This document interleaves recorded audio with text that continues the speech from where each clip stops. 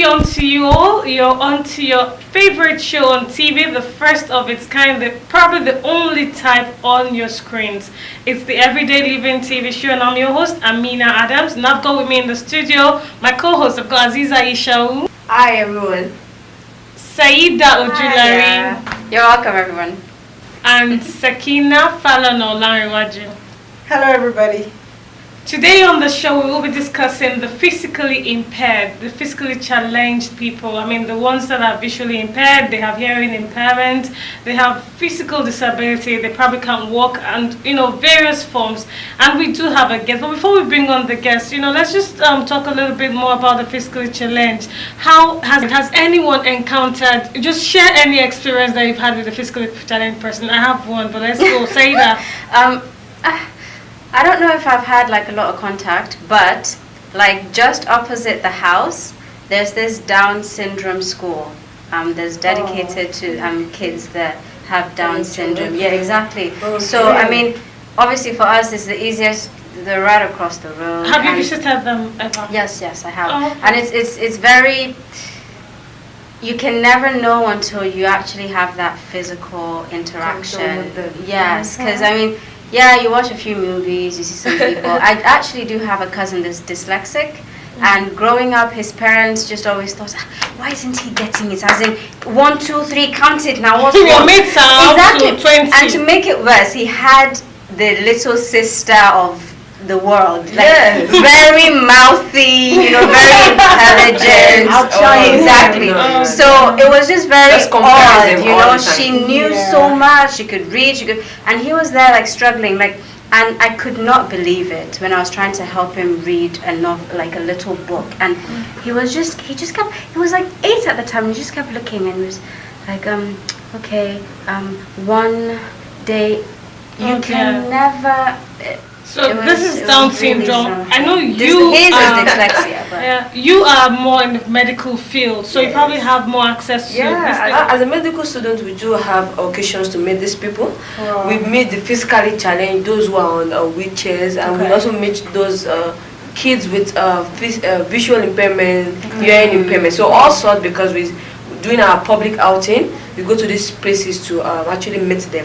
Actually, there are different kinds, of course, and I had an experience with someone that was on a wheelchair. It was actually when he had an accident on the Bada Express Road that he got married and had kids. So I don't know how he did that, but it was fantastic. And obviously, these people have hopes. I just think that the community need to do something for them, and no sympathy, no pity. We just need to encourage them to do better. Sakina? Yeah, I remember growing up, it's always been I see a Down syndrome child here, and I'm on the other side of town the next minute, and I see another one, and I start to think, I saw you, it's you're following me everywhere, because they all look so alike. You can actually picture them, you can take them out of the crowd. Yes, you can. It was very hard for me to understand the fact that they have this unique look. You almost think you're seeing the same child everywhere, until I visited a school that was for Down syndrome kids, and that was when I was able to understand the deficiency and how the peculiarity gives to them. Flat face and stuff like that. You really need to get close to them to know that what they have is really not a disability you should kind of pity them for. It's for you to empathize with them. Understand. Okay, hold your thoughts. Let's not steal the show. We have a guest who is a specialist in this field. He actually is an educator, is a specialist who deals with the hearing impaired. Let's take a short break and bring on our guests.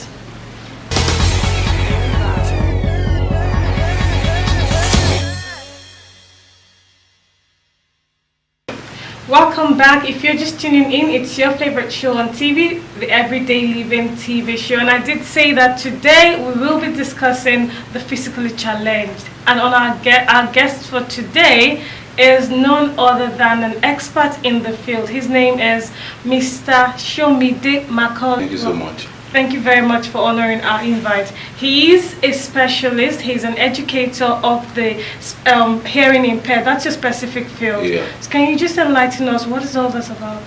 Well, I'm a special education consultant. Then we handle children with special needs. Before I go on, we have various kind of categories of special needs children or individuals. We have people with visual impairment, that's the blind. We have people with intellectual disability. We have people with hearing impairment. When intellectual disability. Is that to do with autism and the like? Yeah, it has to do with people that is having intellectual challenges. Okay. Like there's a school that is called Modupeku. Okay. You can find some people with intellectual disability in that school. Okay. Even though autism spectrum disorder is a new cluster that has not been identified with, even though it has to do with brain development problem. So we have those categories, and you have the category of people with behavioral disorders. We have people with learning disability, then we have people that have physical challenge, those on crutches and those on wheelchairs. But my own specialization is people with hearing impairment. And when we talk about hearing impairment, that is inability, those people that have inability to benefit from their sense of hearing. And the ear is basically divided into three. We have the outer ear, we have the middle ear, and we have the inner ear. Now, there are some people that are having problem within the outer ear and the middle ear. That is called a conductive loss, hearing loss. Then some people, they are having problem with their inner ear, that is the cochlea. There's a snail-like shape, you know. I remember that from biology. It's called cochlea. Those people that are having problem with that cochlea, but they have what's called sensorineural hearing loss, and those ones cannot be treated. But those people with conductive can be treated because the causes, arises from people that have problem with their tympanic membrane. Tympanic membrane is just the eardrum. Some people have growth tumor inside in their canal. Some have impacted cerumen, that's wax, thick wax. Then some people have perforated canal that will prevent them from hearing. So those ones can be cured, that is conductive. Those ones can be treated. When they go to the ENT, the specialist that will handle the surgeon. Then those people that have sensorineural, those ones cannot be treated. But I think they have come up with a cochlear implant now that can be used for them. But generally, people with hearing impairment can, excel. They can go to school, they can be trained, and they can achieve. Some of them have even read up to their secondary degree. Some of them have excelled in various vocations, and they are living well. Wow, that is Sakin, I'm sure you're burning to ask him so many questions. Yes, so I am. let's just go straight to it. I'm from his education perspective, dealing with hearing impaired people. Yeah, I'd like to know the public's perception of the hearing impaired. Well, this part of the world, that is our society, we need a lot of orientation and information about people living with disabilities. Many people will even tell you they don't know there is a school for individuals with hearing impairment, whereas there are a lot of schools for them. In fact, the hearing impaired individuals, they use the same curriculum and scheme of work like the regular students. Really? Yes. But the only distinct thing is that the instructors, we use what is called total communication. We use sign language, we use gestures, we use speech, and we use pictures. Some of them can actually read your lips. Yes. That is why we speak.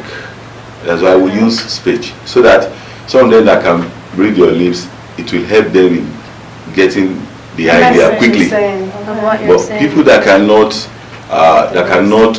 read your lips, then they can benefit from signs and the pictures and gestures, so they can actually go speak.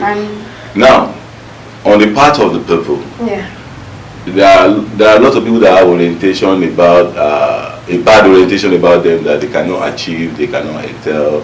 In that wise, even if they know that there is school for them, they will not take them to that school. Some parents will tell you that. Some parents will tell you that I'm not catered for normal child. Oh, wow. Why will I spend on a child with their impairment? That is too bad. And that is the kind of orientation that's people common in our environment. Aziza, you have a medical background. You are a student at the medical college. So I am sure most of the things you're saying, while we were lost, you were. Yeah, I do understand. go. But the area I want to come to, or I want to pick on, is their emotion, because obviously there's a stereotype of attitude that they are volatile, they are aggressive, and I think it has to do with the communication barrier. Please, can you expatiate on that? You can go ahead, you can use any kind of vocabulary of them, but what I believe is that these people, because of communication problem, imagine yourself being an Igbo person, and you find yourself in typical part of Yoruba land where they cannot speak English, you cannot speak English. And you're saying, give me water in Yoruba, give me water. In your language, in Igbo language, you're saying, give me water. And nobody is answering you. How else do you... Like the Igbo, you are saying, Miri. And nobody is looking at you, laughing at you. And you see a group of people gathered, talking, laughing, this thing, and you feel isolated. Now when you ask, give me water, give me water, give me water about 3-4 times, the next thing they will be aggressive. So now, because people cannot communicate with them, then it becomes a problem. But I want to bet you, if they are having any issues with anybody and immediately one person gets there that can understand their language, just say what happened. If you say what happened, they will calm down and they will explain the whole thing to you.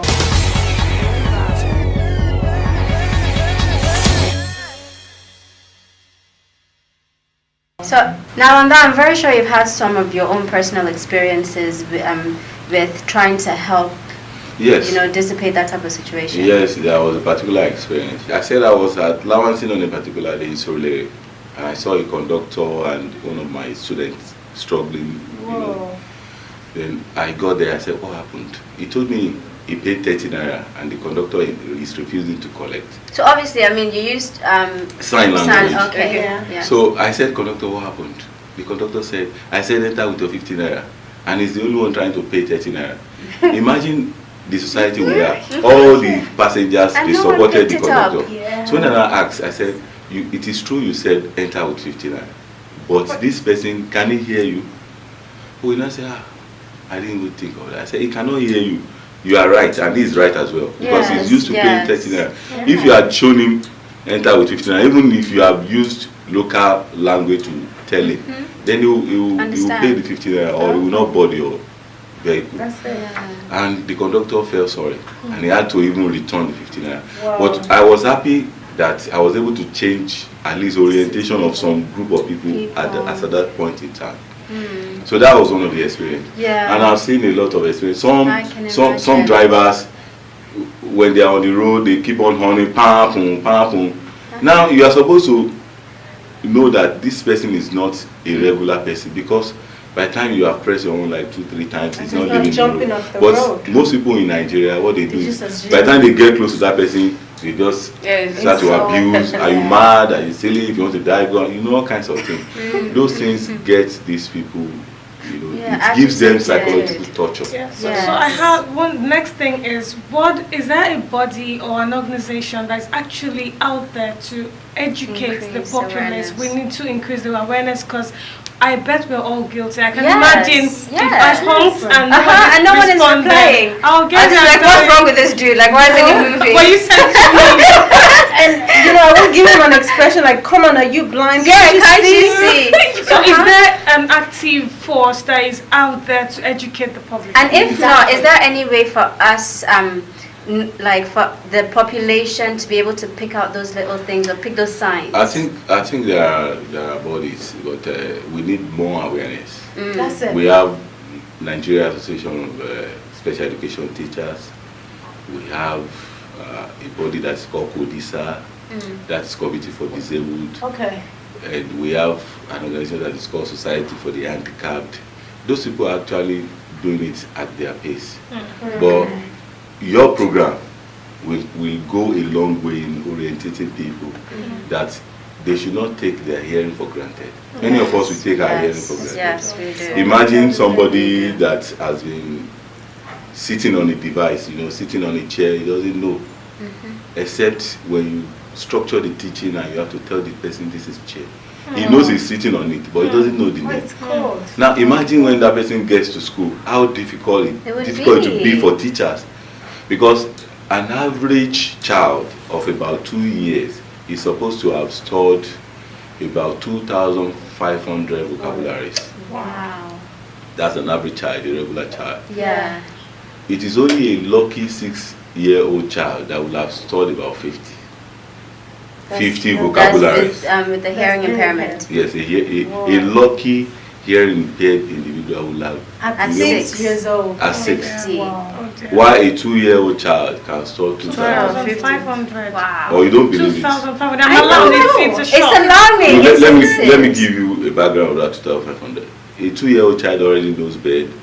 That is one. He knows Mommy, chair, daddy. he knows mommy, he knows that, Egg, he knows food, that. eggs, He knows all kinds of things. By the time you start counting all those things, Yeah. he knows It's them. actually quite a lot. And when he gets to school, it is easy for the teacher to You teach. just say it. He knows what you're referring to. He knows, yeah. Yes. Even though he may not be able to write Yeah. all those vocabularies, but he already knows. At least he knows egg, he has seen it, and he can match it. When he says, which one is egg? That's you the can word touch you it. can match. But So a you hearing can- impaired 20 years has been hitting egg. If you don't Tell him this is if you don't teach him this is egg, he will not know. He doesn't know the name. Wow. It's been an explosive It's session it's with really you, has. Mr. Show Me It Day really Macaulay. has. So It's eye-opening. such an honor to have had you on the show, and we do hope that you'll come again. Just closing remarks, anything specific that you'd like the audience to know. Well, I just want to advise the audience that hearing impaired people can go to school and they can contribute to the development of the country in their own capacity, but they should be given the opportunity to do so Thank you very much. by educating them or giving them training. Wow. And people should stop stigmatizing on them. They are individuals like us, and you should not sympathize for them. Rather, you should have that empathic spirit. You should just put yourself in their shoes and think of what you will need to develop, so that you'll be able to assist them. But when you sympathize too much, you either turn them to beggar or weaken them. weaken them.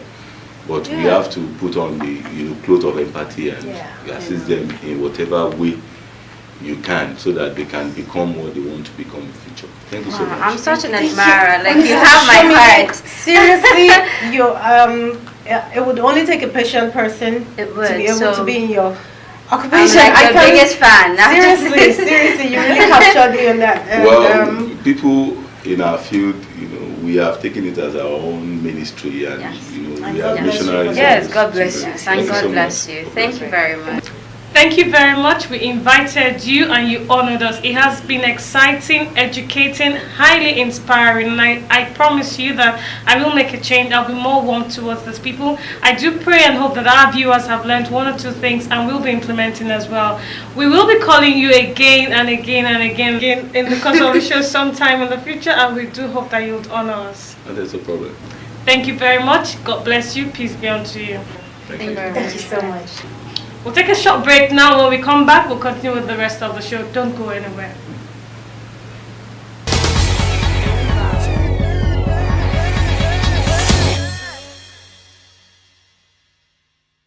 We've heard so much from him. Any take-homes? And for you, Sakina? He totally blew me away, really. So now I'm gonna be a lot more patient when I'm driving. When I see someone is trying to come on the road, I'm gonna try to be a lot You give more them patient. 70,000 excuses. He has impairment. That's just it, exactly. And at the end of the day, I'm sure by the time I'm done with my excuses, he would have left the room. Yes, exactly. Say that, 70,000 is what a would lot you do to go differently? through. I think I will really just be patient and try to increase awareness. That's such a big thing. wonderful. So I challenge you. I'll be looking out for your Facebook and social media Probably not on awareness. Facebook, more word of mouth. I've never really been a social media person. But like as I am in substance, I will definitely increase awareness. By God's Okay, grace. very well. Aziza, you're already in the field. Yes, I'm so- already in the field. Whoa. So this is fantastic anyway, because I've Seriously? met Mr. Macaulay before and he was fantastic with his explanation with the kids. But as for me as a medical student, as a medical doctor in the making, I will sincerely widen my my horizon and scope with these people. Okay, and anything specific that you'll do for them? Actually, my class, I wouldn't want to be specific, but we did open a blog for the physically challenge that we went to at Isolo. Okay. So that's what we do. So from time to time, we try to update the. Okay, so I'll be looking out for you. I'll follow you and make sure that there's a lot more awareness on social media. I'm quite active on social media, and so I'll be joining the bandwagon Learn to a lot, do media be that. a lot more patient. Let's go to Hamida. She's standing by to give us the quiz for the day.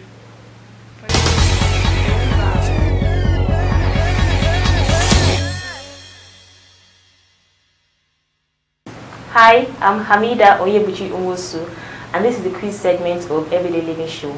This segment gives you brain teasers and videos that helps to tease your brain and they help you think more than you normally would. Okay, today's video is I am so fragile that just saying my name breaks me. Let me take that again. I'm so fragile that just saying my name breaks me. Okay, if you know the answers to this video, you could send in your answers to our email or catch us on social media or any of the social media displayed on your screen.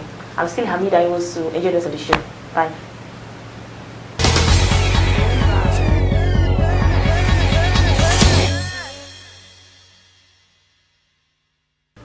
Welcome back. I'm sure by now you are all over Google searching for the answer. But anyway, keep your answers coming. We will be announcing the winner of that quiz next week. This is where we go to the next segment, the stereotype. Saida, your stereotype. What do you have for us today? I hear shop men are better husbands. I need No to way. train on that. Seriously. Where do they get the basis from some Come of this thing? I on. don't What did you come understand. up? What did you come up with? I think the only thing, I've heard the opposite stereotype. So my aunt said, the shorter the man, the taller the devil. Oh wait! They make up for what they lose in height. I don't even know, but You know, I mean, the better husbands that's just it. eating them. Come on. Maybe let in me have pairs, Oh, them. fair Send them to enough. this part of the world. Keep the conversation Yes, we going. need it Oh actually. yeah, seriously. Keep the conversation going. Go to our Facebook page, the Everyday Living TV show, and share with us the stereotypes that you've heard about, and let us help people to dispel those stereotypes. From us here, it's been a pleasure being here. I'm so grateful we have a full house, and hope to see you again next week. Bye, guys. Bye.